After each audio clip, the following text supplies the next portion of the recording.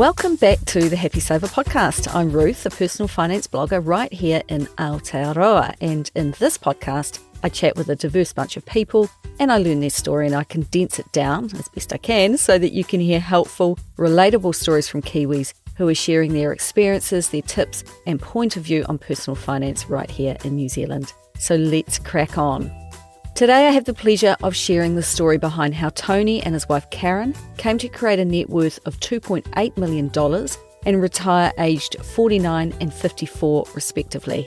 Now that I have your attention, you might also be interested to know that they own one home and have a large retirement fund, which they built from always investing a portion of their take-home pay, around about 10%, from their 20-plus year careers in the New Zealand Police. Despite their success, there are still many unknowns as they now try to work out how to structure their money to support them during their long and adventurous retirement. This episode shows how steady saving in a retirement scheme can build a substantial nest egg, and I think that it's going to be particularly useful to those who are interested in retiring one day, which by my reckoning is everyone. But before I go further, I have a quick message from Pocketsmith, today's sponsor, and as luck would have it, they are also celebrating their 15th birthday this week too. So happy birthday to the team at Pocketsmith. Are you busy? I'm busy. Everyone's busy these days. That was one of the main reasons why I stopped tracking my income and expenses by hand and switched to Pocketsmith instead. I took a bit of time to learn how it all works, and now 99% of the work is done for me. I use Pocketsmith to track my household's multiple income streams, plus our random assortment of weekly, monthly and annual expenses. Whenever I can, I look to automate and optimize household systems beyond simple budgeting. A fun fact, if you are one of the 88% of Kiwis who invest, Pocketsmith also connects with most KiwiSaver providers, investment platform Sharesies, and it lets you integrate with your ShareSite investment portfolio. If you want to supercharge your finances with Pocketsmith, they've got a deal for you. Happy Saver listeners get a whopping 50% off your first 2 months of Pocketsmith's premium plan. To get your deal, go to pocketsmith.com/thehappysaver. That's pocketsmith.com/thehappysaver.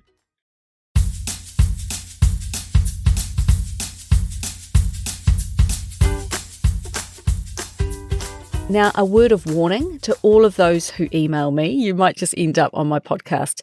Tony had sent me an email with some brief background information on his and Karen's path to early retirement, and he was asking for information on how others might structure their money after they retire.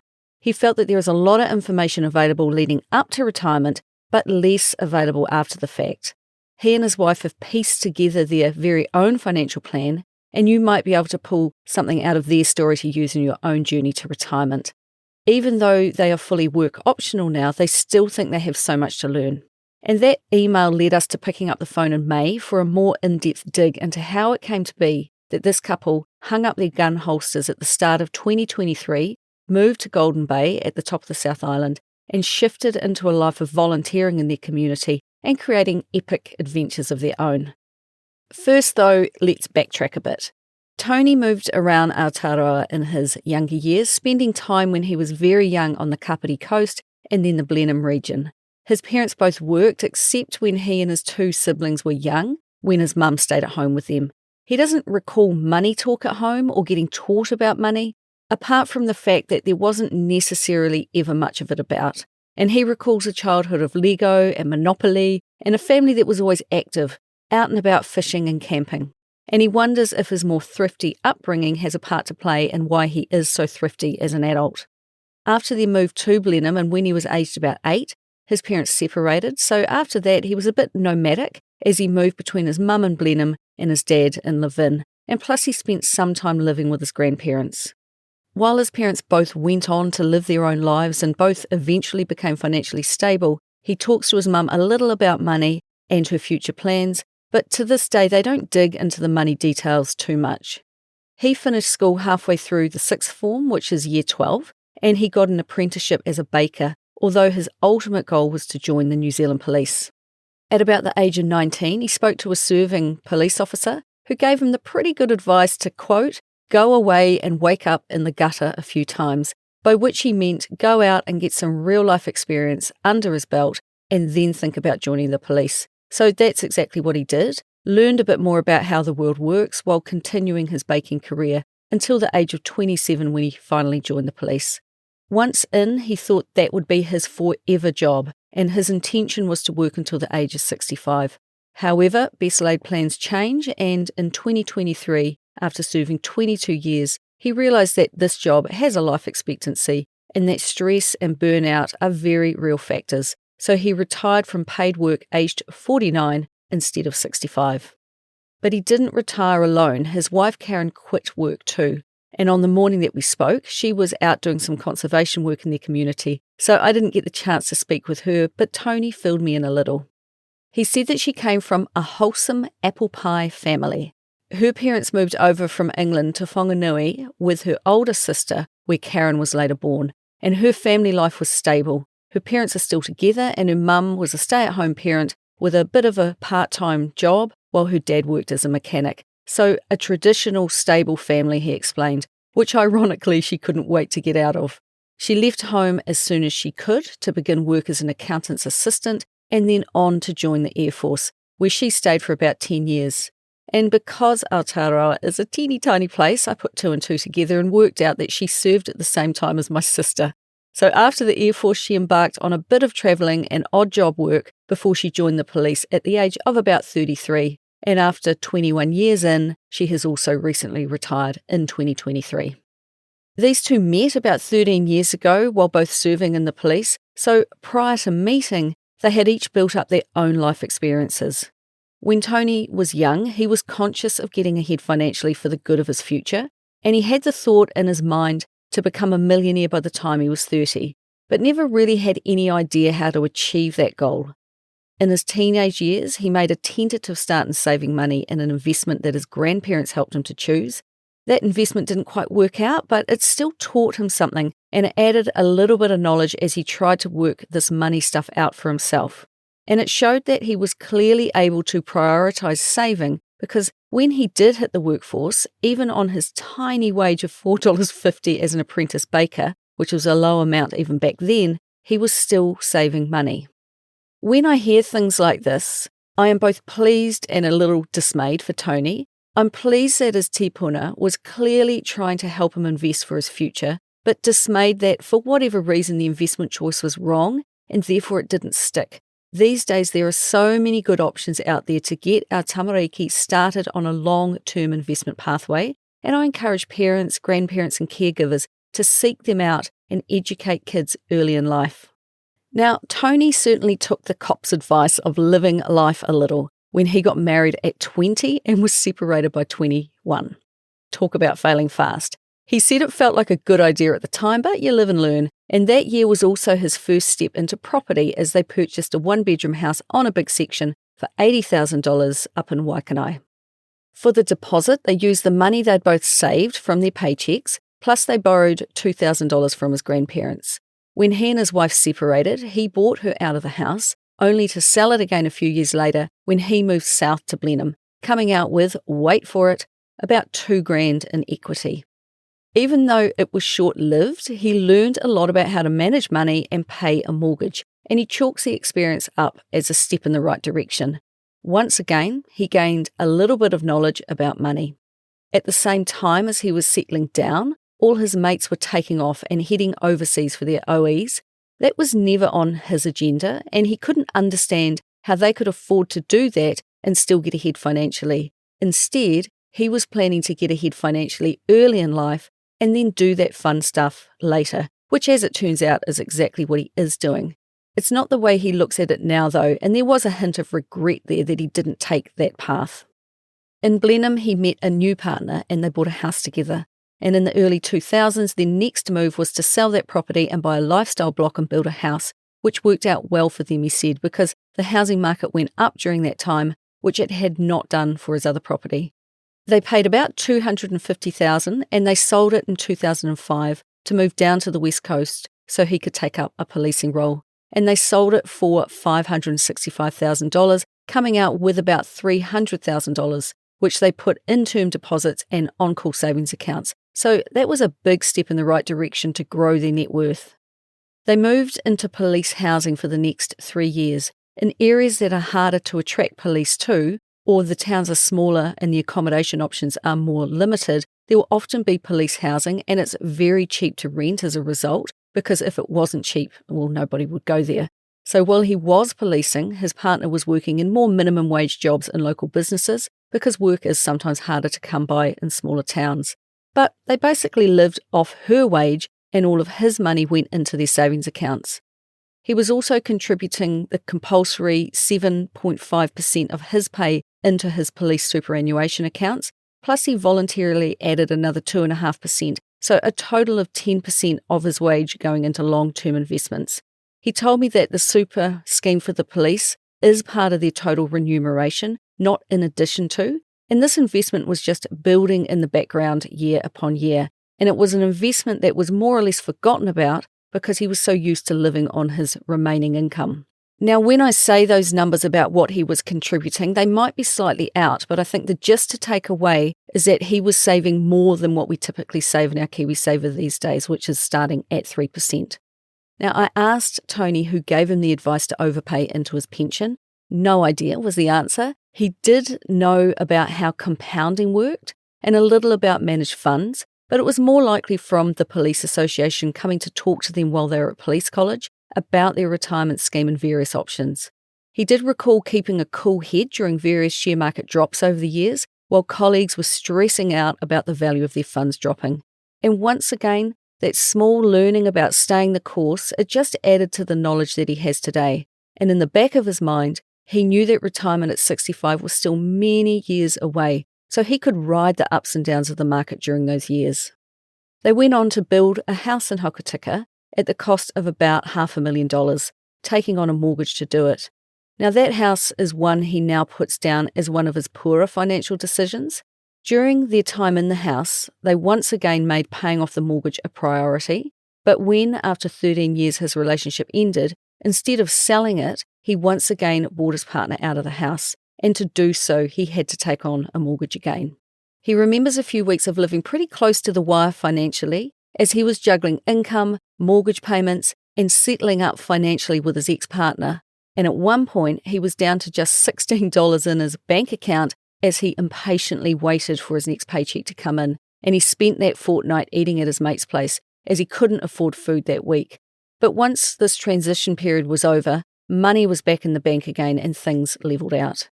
Now, you might have noticed that in each relationship, they just combined finances early on.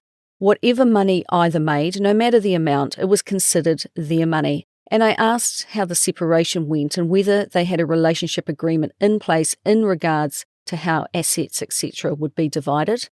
Well, he said the breakup was emotionally fraught, but financially amicable. They simply split everything down the middle and moved on with their lives. A year or two after his separation, Tony accepted a promotion and he moved back up to the North Island again, this time to Manawatu. He rented out his Hokitika house and moved back into police housing. He didn't want to sell his West Coast property because the value of it had not increased during all the years he had owned it. He did finally sell it a few years later for about $50,000 less than what he originally paid. He had paid enough of the mortgage off that he walked away with a big chunk of equity, but it just proves a point that houses are not always the cash cows that people think they are. He recently had a look at the value of that house actually, and it has still barely gone up in price due to supply probably meeting demand in that part of the country. He bought a home in Manawatu for $100,000, knowing that it needed a lot of work to probably the same value. Everything needed doing, he said. He also met Karen around this time as both of them were policing in the area, and she stopped in for a coffee one day. Her first look at how her future husband lived was clearly not enough to scare her off as she surveyed his kayak hanging in the kitchen because there was nowhere else to store it, the kitchen bench being held up with a bit of wood, ruined carpet, and a desperate need for a new roof over his whare. He recalls her standing there shaking her head. Shortly after becoming a couple, he actually talked her into spending her long weekend re-roofing his house. So that's a woman worth holding on to if you ask me. That cheap house meant he didn't have a lot of debt, and it also gave him a lot of projects to do to keep him busy in a small town, so it served a purpose, he said. And now that they were a couple, I asked about Karen's life before meeting him, and once again, it's a shame she was busy doing good deeds on the day we spoke, and I hope when she hears this that Tony did a sound enough job explaining her situation. She had also bought a house with a partner, And when the relationship ended, she bought him out of his portion of the home. Interestingly, when they revalued the house so that they could divide it evenly, the market had dropped. So the house was worth less than what they paid, meaning that she paid him less as a result. That house was in Whanganui, and sometime later, her police work meant that she had to move to Wellington. So she rented out her home and purchased a second property to live in with her new partner in Wellington for $200,000. Down the track, when that relationship ended, she bought him out of his portion of that home. Her policing role in Wellington was very niche, and as a result, she rightly earned a lot of allowances and toil, which is time off in lieu. Now, this is common in policing and is for workers who have worked above and beyond the contracted hours. In fact, during her time there, she earned so much time off that she was instead paid out about $30,000 because she was never going to be able to take that amount of time off.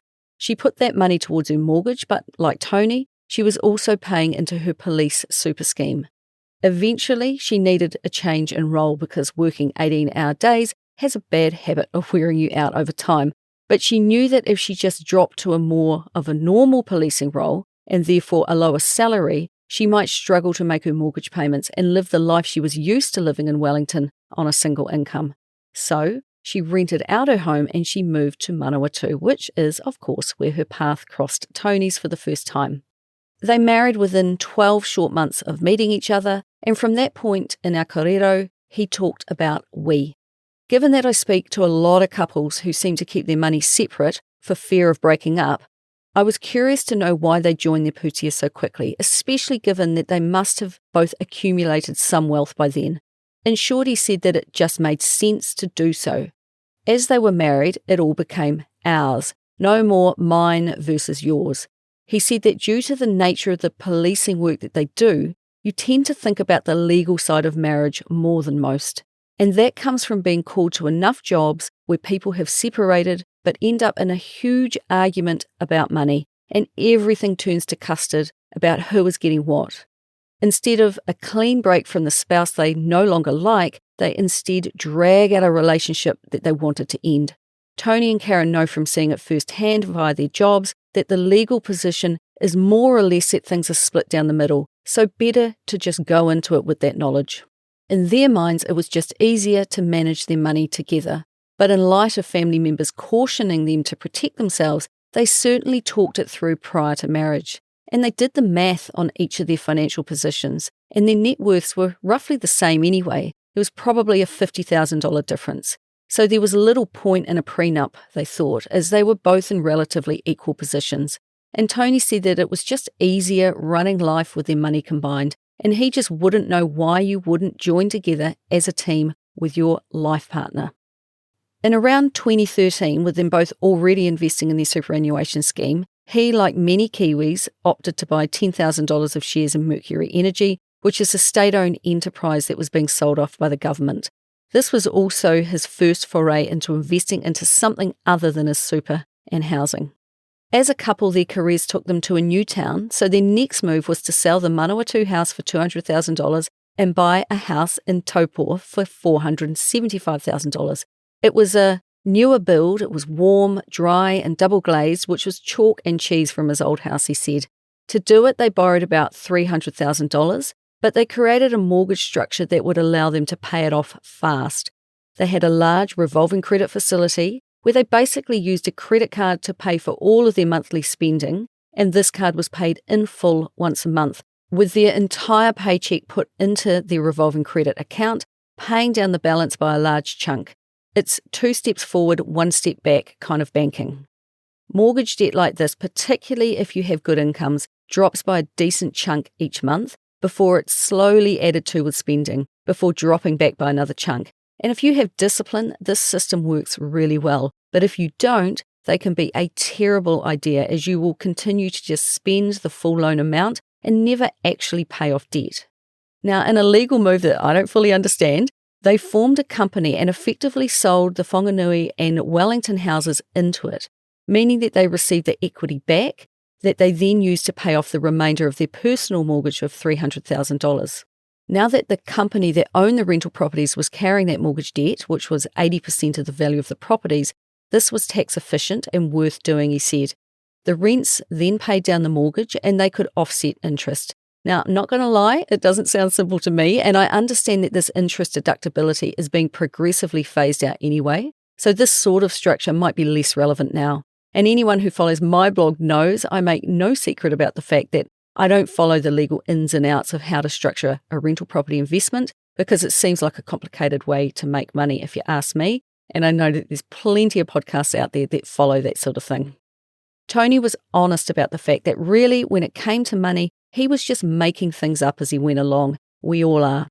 And when I was thinking about it as I wrote this up, when he was a young guy and he knew he wanted to be a millionaire one day, he didn't have a system for how to do it.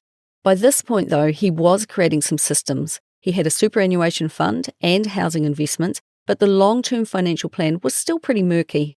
And this is why I was not surprised to learn that just a year after setting up a company to own the 2 other houses that they now had, they decided to sell one. When they stood back and looked at that Whanganui rental property, they could see that it needed a lot of money spent on it in the coming years.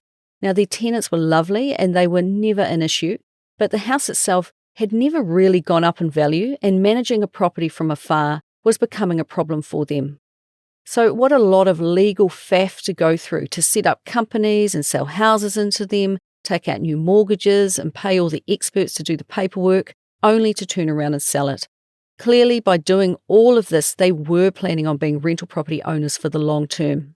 Well, when setting it all up, they both thought that it was a long-term move as well, but when they relocated to Taupo, the reality of managing 2 properties, which were 3 to 5 hours away, just became painful, with them paying others to maintain their properties or respond to the often frequent requests from their Wellington tenants in particular.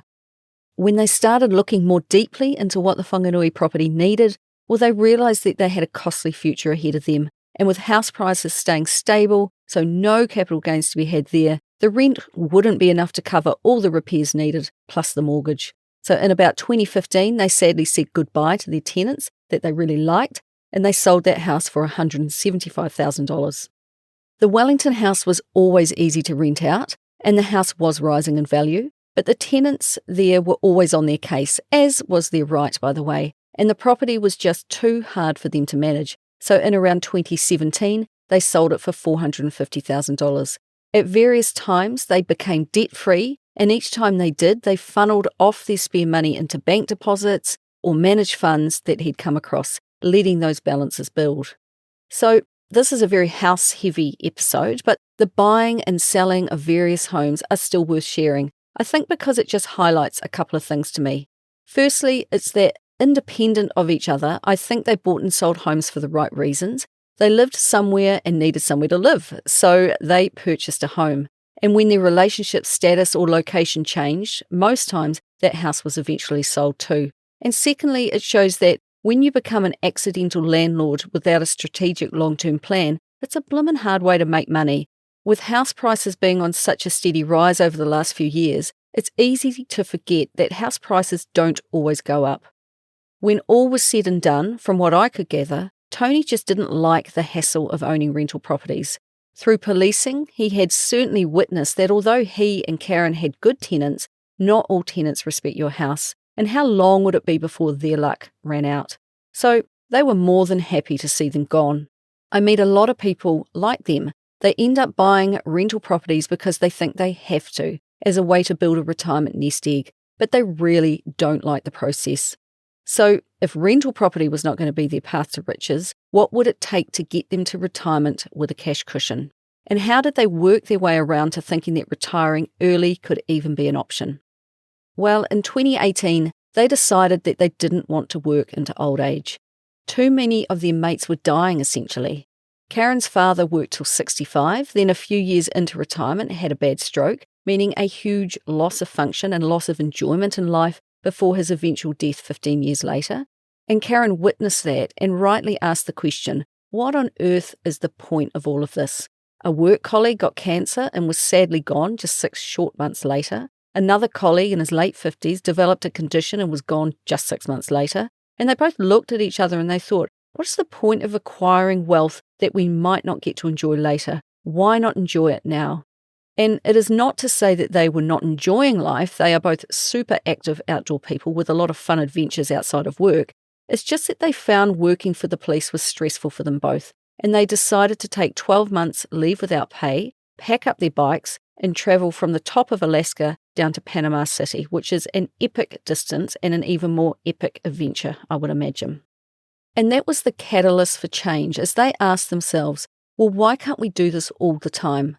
To prepare for the trip, they set a budget of $50,000, which they saved and set aside. They rented out the Taupo house, they packed their belongings into a container that was stored on the property, and off they went, staying away almost a full year, having adventures, bike packing, taking part in some adventure races, and spending just $42,000 of their money. Now, this adventure into the unknown, it showed them that they could have a lot of fun for not a lot of money. What they also discovered was that once you set your mind to something, you can save up for it quite quickly. They returned to police work in 2019 and quietly began to explore the idea of retiring from paid work within a 5-year period. So Tony could get out of frontline policing because it was taking a toll on his mental health. He moved south to Wellington in 2020, right in the middle of our first nationwide lockdown, taking a senior sergeant role with the police, earning about $120,000 a year. But this new role had different pressures, and he started thinking his days with the police were numbered, which got him thinking even harder about what comes next. Karen transferred down a few months later, taking on a sergeant role with a slightly lower income, and he pointed out that over the years, as their seniority grew, their incomes have too, and you can easily Google what different police ranks in New Zealand earn if you're interested. When they were making the move to Wellington, it was a very uncertain time due to COVID, of course, and they didn't know whether house prices were going to go up, down, or sideways in value. Initially, they were considering renting, but they decided to buy as they wanted the stability that owning your own home gives you. So they bought a house in Wellington, and now the housing market was on the up. They paid $1 million for it, which felt ridiculous at the time, he said. But it had plenty of garaging for all the adventure gear that they'd accumulated, and apparently storing your kayak in the kitchen was no longer an option. It had fantastic views and was a 15-minute bike ride to work, and with 8 bicycles between them, these two are pretty happy to bike anywhere. During the uncertainty of COVID, they also sold their Taupo house for $765,000, which was $290,000 more than they paid for it 7 years earlier. He said that a year later, property values in that area started to surge, and holding it and renting it could have seen them net more money, but of course, hindsight is a wonderful thing.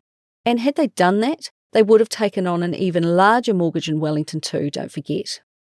Because of the difference in value between the two houses, they cashed out a managed fund investment that they had been contributing to, and they took on a mortgage again to make up the difference. They then attacked the mortgage from their income to once again become debt-free. Now that the idea of retiring early was on their minds, they then began to aggressively save and invest as much of their combined income as they could into some managed funds that they had, as well as into their superannuation schemes, knowing that once they leave the police, they can access their super, unlike with KiwiSaver. Now, speaking of KiwiSaver, around 2018, they finally joined. Prior to this, they had only been in the police super scheme because were under the wrong impression that you could not also have KiwiSaver. If you are in a private scheme, yes, you can still have KiwiSaver, but the government will only make one annual contribution, but it needs to be into a KiwiSaver account. And you'll be eligible for it so long as you have made the $1,042 of either employee or voluntary contributions during that financial year. So all that time they could have paid into their super plus put $1,042 into their KiwiSaver scheme to get the annual $521 from the government. It would have been a nice additional nest egg for them, accessible at 65. But as soon as they realised, well, they both opened up growth KiwiSaver funds, and for the first year were putting 3% of their incomes into it before dropping it back to $20 a week as a voluntary contribution in order to meet the threshold. And he has recently changed his provider to Invest Now, and his balance is $33,000, while Karen's balance is $23,000. Now, given they earn similar incomes and joined at the same time, why the $10,000 difference in balances? Well, a wee whoopsie there. He had set up a $500 a fortnight payment into his managed fund, only to discover quite some time later that nope, he was sending that money to his KiwiSaver instead. Oops. As soon as he realised that he was paying into the completely wrong investment, he, of course, fixed his error, but that accounts for the disparity in balances and is a real-world reminder of what higher deposits into your fund do to your balance. Sharesies also entered the scene, and investing in that seemed like a bit of fun to Tony. Now, I always cringe a bit when I hear people looking to have fun investing. He also transferred those Mercury Energy shares, now with the value of $20,000, into the Sharesies platform to make it easier to manage because he kept losing his login details. And he began making automatic fortnightly deposits into their Sharesies account, and in his search for fun, became a frequent investor. But thankfully, he quickly realised that he was more or less just day trading, buying and selling often, far too often, which didn't work out, and he thankfully realised he was heading down the wrong track before losing too much more of his money. Now, I'm pleased that my path to investing, while still a bit hit and miss, it took a more hands-off and methodical approach to Tony. No part of me ever wanted to have fun investing. Seeking fun is inviting risk. I wanted to work out a way to grow my wealth slowly over time and settle into that pattern so I could actually make money. But day trading, particularly by men, was hugely popular for a period of time during COVID. Thankfully, that hype seems to have died down now, but perhaps because all the day traders have run out of money to trade. Tony and Karen were earning good money at work, about $220,000 combined, but because of this 5-year timeline to early retirement, they were open to ways to earn more. And this is when the opportunity came up to both go and work in the Solomon Islands for a 6-month stint, which ultimately meant, although they didn't realise it at the time, that their final year of working turned out to be the biggest year of earning that they ever had. They rented out their Wellington home so that they could return to it when they were done. But then, out of the blue, and just before they left, they were approached by a couple who wanted to buy their home. Now, I ummed and ahed about sharing this next bit, but I have because I think it outlines the insanity of the housing market in Aotearoa. When they were first looking to buy their home, there were 2 offers presented to the sellers. Theirs was $960,000 and the other people's offer was about $990,000. The sellers wanted $1 million, but the higher bidders just walked away. Tony and Karen accepted the asking price and they bought the house. Just 12 months later, the people who walked away approached Tony and Karen and offered them $1.4 million. Tony and Karen, they didn't need to sell, they didn't want to sell because they wanted to return to it. So they threw caution to the wind and they asked for $1.6 million. Part of this was just to see what would happen, but the other part was that actually they realised that they themselves would then need to rebuy a home in Wellington, and clearly the prices had gone up, so they needed the cash to buy again. But their overseas deployment was then delayed, but because they had already rented the home for 3 months, they moved into a smaller apartment themselves until the sale of their home went through, which it did just 16 months after they bought it in the first place. And they stowed their $1.6 million, give or take, into their managed funds. It was housing madness, he said, and I'd have to agree. Their deployment to the Solomons then got delayed again, and they decided not to rebuy but to wait. And while waiting, they just saved their guts out. Finally, in October of 2021, they left. When their deployment was extended from 6 months to a year, they decided that this was their stepping stone into early retirement, and they made the most of the high pay and low outgoings, returning in late 2022 to New Zealand. Now, as far as income goes, their last 12 months before they retired were anomalies. The allowances that go with an overseas posting like that are quite significant. His gross taxable income last year was $177,000. The year before, it was about $120,000. So the additional $67,000 came from additional allowances due to where they were working. Danger money in many ways.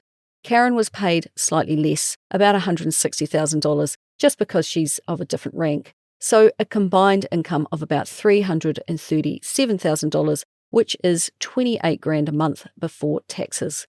They had time to do some math while they were away, and with money in superannuation plus the house sale money, they realised that they could retire earlier than their original 5-year goal. They now no longer needed to return to Wellington to work, so instead they began to look at the Upper South Island in the Golden Bay area. From their Solomon Island base, they started an online house hunt, and with the help of some good mates on the ground back home, they bought, sight unseen, by them at least, a home for $1,050,000 with a 1.3 hectare native bush block with it. A rustic 20-year-old house in a lovely setting. As soon as they realised they would be retiring early in their deployment, they also purchased a new $80,000 caravan that would be able to take them on adventures in the years ahead. And due to COVID, it took a long time to arrive, only being delivered in early 2023. But that worked out fine for them, as it gave them the time to save hard and pay cash for it from their high incomes. And thankfully, they already had an appropriate paid-for vehicle to pull it. Now, although they had plenty of putia to buy the house, they had less cash than when they first sold it. The general rule of thumb is that you don't invest the money that you need in the short term, and the short term seems to be anywhere between 5 to 10 years. They had invested their money in managed funds, which are, in a large part, invested in shares. Unfortunately for Tony, buying their home coincided perfectly with Russia invading Ukraine and share markets taking a tumble. Because he had his money in a managed fund and their police super, the balance dropped overnight. He had about $2 million invested, and it quickly dropped by $200,000 right at the time when he had to take out $1 million to settle the house sale. So a big lesson learned there, and an education in why the money should have been in a bank account instead. They just invited far too much risk into their lives, and it didn't pay off. They returned home from their deployment in late 2022, settling into their new home and making a few more significant purchases. Since being there, they have set aside $100,000 for home repairs. Now, this figure is not just a shot in the dark either. They have costed out all the repairs that they want to do in the coming months. One of the reasons I will continue with this format for my podcast, with me chatting to a person and then creating an essay, is because I'm just talking to regular Kiwis about their money, and the timeline of when they did what and why is often very muddled. In fact, the feedback I get from most people I've chatted with was, how on earth did you piece all of that together? It is the same for pretty much every person I speak with. So I'm going to jump back a little now and talk about the investments they were working on in the background over the last couple of years too. So stick with me as I begin to layer up where their money is. Throughout probably the last 5 years, Tony also continued to research better ways to grow wealth, perhaps in a more measured way, and he started to read about ETFs and index funds. However, still in search of investing as entertainment, they just seemed boring to him, and you were paying a fee of 0.5% plus the Sharesies small transaction fee each time you made a purchase or a sale.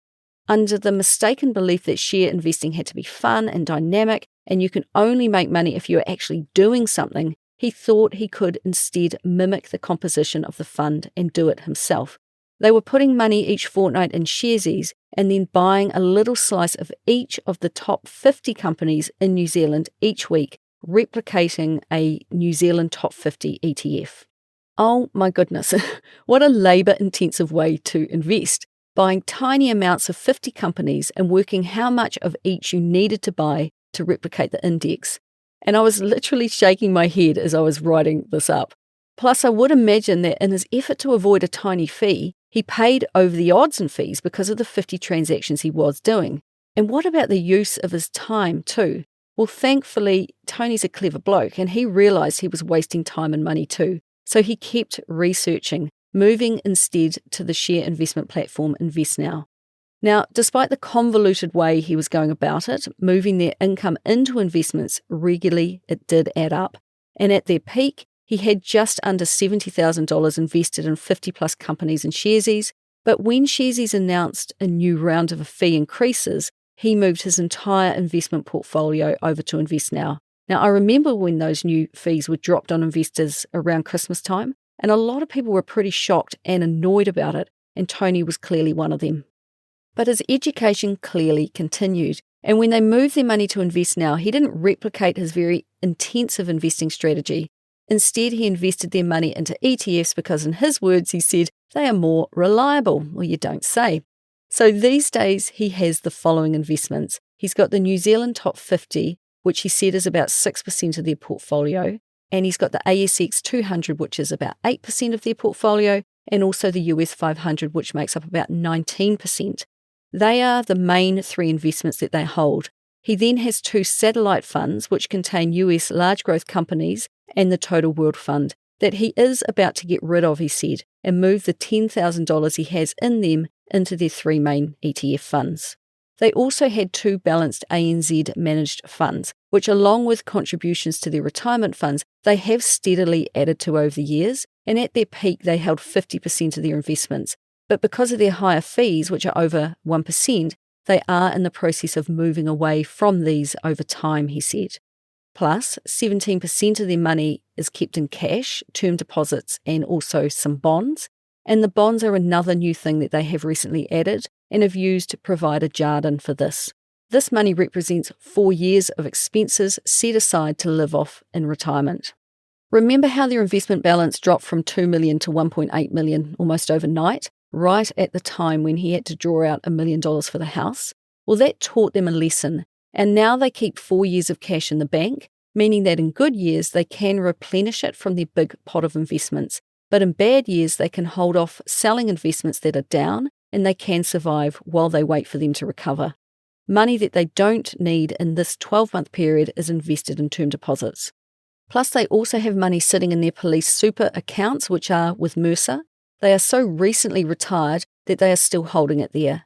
What this highlights to me is that it would be easy to see these two cycling past you midweek because they are retired and think that they have made every decision perfectly, but they didn't. Where they find themselves today is because over time their good decisions and luck have fortunately outweighed their poor decisions. There is no perfect journey to FI, and they have learned by doing. They know more now than when they were teenagers.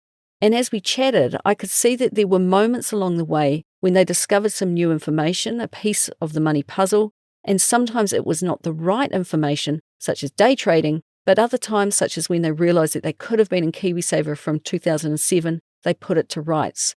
And as you can see, they are managing their money themselves because they cannot see the point or find value in paying someone to do it for them. Now, I can hear the financial advisors out there muttering about this. As he spoke to me, he explained he was trying to have cash on hand for them to spend day to day. They have 4 years set aside in bank accounts, and when they use up 1 year's worth, if the share market has been doing well, they'll sell another year of spending money from their investments.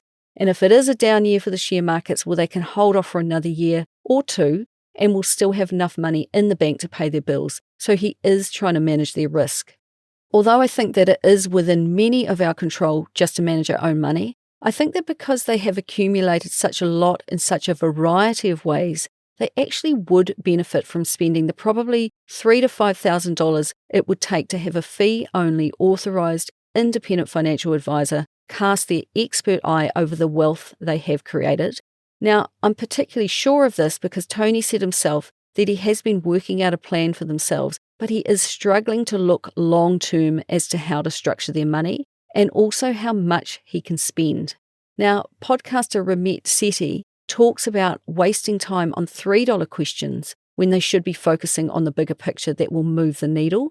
And when it comes to trying to avoid investment fees by using up valuable time to manually buy investments or putting up with a banking system that's not quite right for you, but the fees are low and you don't want to pay a higher fee, I think it's worth taking a step back and looking at the bigger picture. And I didn't mean this podcast episode to be a big push for an authorised financial advisor, but they do have their place, and I think that this is one of them. Because whereas in the past, they consistently had a combined annual income of over $200,000 a year, with that standout year taking them up into the 300s, now they do not. They received their last income from paid employment in February of this year, and it's really important that they get it right from here on in. And this is where he is directing his thoughts at the moment, creating a plan that will sustain them throughout the remainder of their lives. And crikey, that is quite the mission. He said he had always been told that you couldn't get wealthy from income alone. You will never get rich working for wages. Instead, you need to use that income to make more money. These days, he no longer agrees with that, and I certainly don't agree with that at all.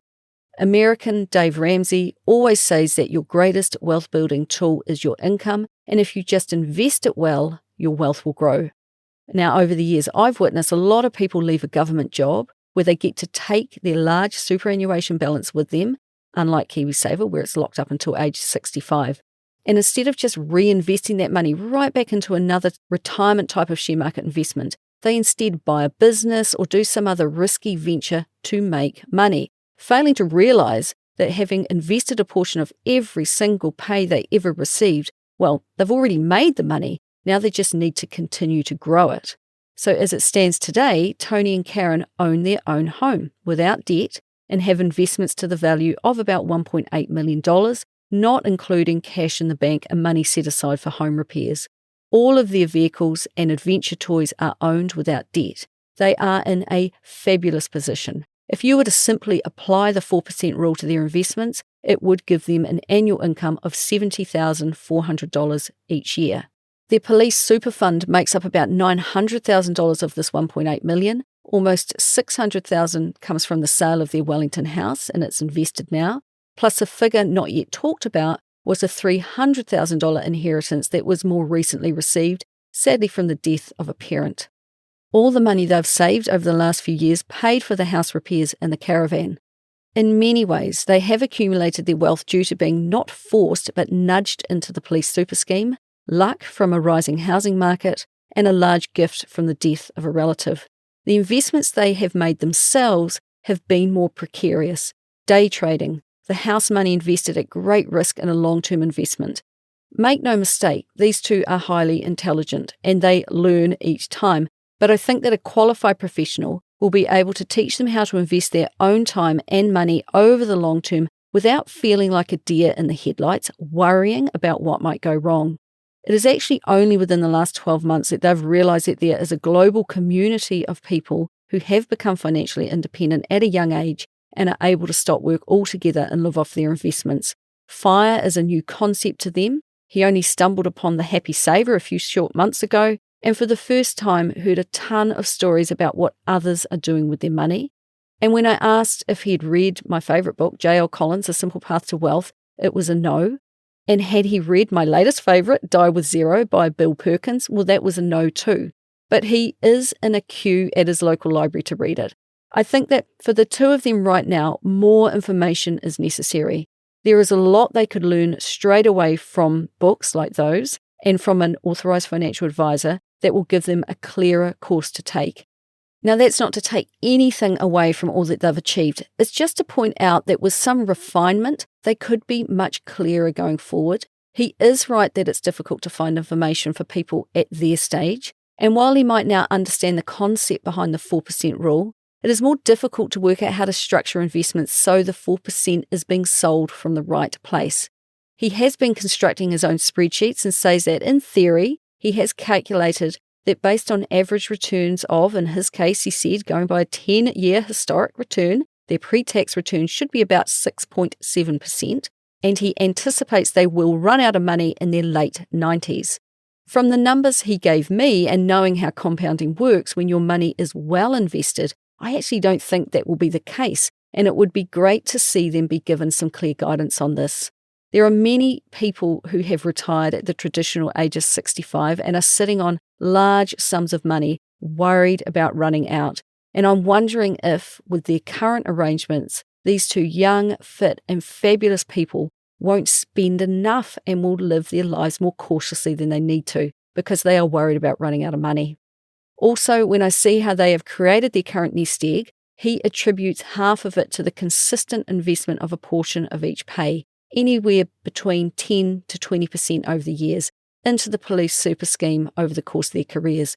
That is consistent, steady wealth creation over time. However, the other half comes from the luck of a house sale and the unexpected bonus by way of an inheritance. Now, my uneducated opinion is that some timely information and lessons from a financial expert will mean that they will lean more towards a more steady and sure way of building wealth, because booming housing prices and inheritances are an unreliable source of income. And the final thing to say on that, I don't think they realise how wealthy they are. Their current arrangement is that they are paying themselves just $6,500 a month to live their lives. From this income, they anticipate they will save up to pay cash for extra things that they might need, such as a bathroom renovation or a car upgrade.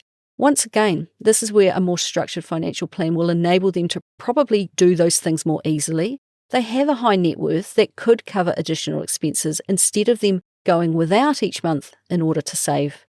Now, it was such a treat to talk to Tony so early into his early retirement, as he is really trying to work this stuff out. It was quite a different conversation. Usually when I speak to people who have retired, they have had a number of years preparing for this moment, but Tony said himself that there's still so much to learn. Fortunately, he is interested in this, and he is in an intense period of refining their systems and consolidating investments to help them manage their money better. Now, if you've made it this far in the podcast, and if you got a bit confused, as I did, hearing about their investing, well, don't get stuck on that. Think instead about where they have come from and where they're going. I think that he is thinking too small, focusing on smaller things when he has a net worth behind him that if he designs the investment and management of that well, that stands to earn him 100 times more money than focusing on not paying a transaction charge. And my final question to him was to ask what they do with their time now. Well, the answer was lots. They are getting involved in some conservation work, doing some pest eradication and vegetation management, and despite volunteering to do this, the irony was that they got paid to do it. They have got involved with the mountain biking club and are loving both riding and fixing up tracks. They are new to their house and are therefore doing a lot of work about the place, and they see about another 6 months of work there, so that takes up a bit of time. Plus he is training for multi-sport type events, and that takes up a lot of their time, not to mention energy. And they have joined sports clubs and committees. He is even about to learn to sew so he can create curtains for their house. And once he has mastered that, well, he's going to sew all the kit that they need for their bike adventures. And very, very quickly, they have filled up their calendar and already are questioning how on earth they work full-time while still doing a lot of the outdoor activities that they enjoy doing. They are living a very full and fulfilling life, and I think that early retirees are full of energy and are so good for our communities. Now, as a resident in a new town, he feels uncomfortable saying he is retired. Instead, he tends to say he is having a break. He said that he considers himself to still be working hard. They just don't get paid for it, and it's all on their terms. What a way to live. Now, before I wrap up what was meant to be a short but turned into yet another long episode, I have another quick message from today's sponsor. If you want to supercharge your finances with PocketSmith, they've got a deal for you. Happy Saver listeners get a whopping 50% off your first 2 months of PocketSmith's premium plan. To get your deal, go to pocketsmith.com/thehappysaver. That's pocketsmith.com/thehappysaver. How do you structure your money to make up for the income you are missing from your PAYE job? This is where Tony is struggling at the moment, setting themselves up for the next 50 years of life. I know that this is common for many people who have made a fortune in real estate, only to sell it and be left with a lot of cash and no idea where to put it, other than in term deposits in their bank. One useful book that is worth mentioning here is Cracking Open the Nest Egg, which is by Kiwi Martin Hawes, as he discusses this in detail. Plus, I'll also keep my eyes open to bring you some podcasts of Kiwis managing their retirement well. Tony and Karen have created a system that works for now, but he said it feels overly manual, not streamlined, and that it is not always going to work for them. He already sees that, he said, so is making alterations. They have plans to head overseas to remote areas for extended periods, and he can't be logging in on dodgy Wi-Fi, shuffling money about then. He has loosely applied the 4% rule to his system, but realises that when he reads up on it, all the case studies are from overseas, often from countries that don't offer a universal superannuation payment once you turn 65, because that's obviously going to have a big impact on them when the time comes. As he looks to the years ahead, he realises that nothing stays the same, and he is trying to financially prepare and grow his knowledge as best he can. One thing I really liked about these two is their ability to up sticks and move to where they see opportunities, and the fact that while they might buy a house in every town, and they might hold on to some of them when they move to the next town, ultimately they don't stay stuck with owning all of those houses. Had they done so, they would have had a huge amount of debt as well as a huge amount of equity in housing, and I honestly think that it would have held them in jobs that they didn't like anymore while also not enjoying being landlords. But by owning one house outright, plus investing in their superannuation and otherwise setting money aside, it really has enabled them to live quite a different life to many. And what I really took away from chatting at length with Tony is that we all cobble together a system of our own and make it bend to our will, but ultimately getting a bit of qualified advice will help you structure your money to make it last the distance. But the standout is that making regular, steady investments into a long-term superannuation investment such as the Police Super Fund they were in or the KiwiSaver for regular citizens, it has a huge bearing on long-term wealth.